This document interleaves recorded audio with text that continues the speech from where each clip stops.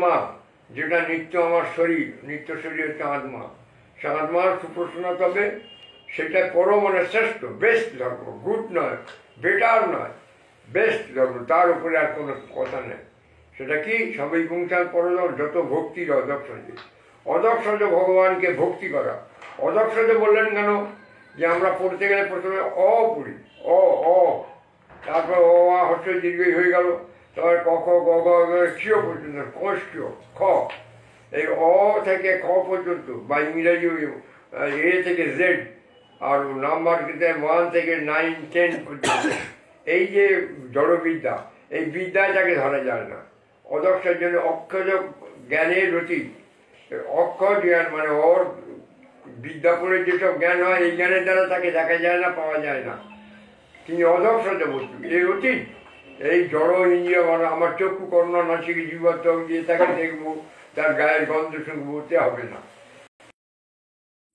সেই জন্য অদক্ষজ বলছেন অক্ষজ জ্ঞানের রতি, ইন্দ্রিয় জ্ঞানের, অক্ষজ অতিক্রান্ত ইন্দ্রিয় জ্ঞানং যো ন স, তাকে অদক্ষজ বলা হয়। সেই অদক্ষজ ভগবানকে জড় ইন্দ্রিয়, জড় জ্ঞানের দ্বারা পাওয়া যায় না।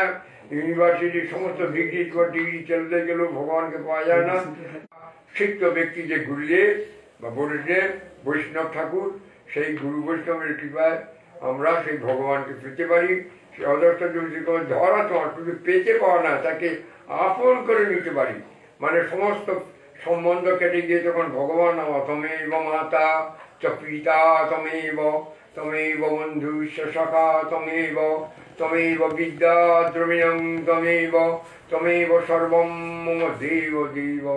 তখন তিনি আমার সমস্ত দেবীর দাও, তিনি আমার প্রভু, তিনি আমার স্বামী, তিনি আমার হর্তা, তিনি আমার কর্তা, তিনি আমার সব, তিনি আমার পুত্র, তিনি আমার মানে তিনি আমার আর আমি তার। আমি যে তোমার, তুমি তো আমার, কি কাজ অপরধনে।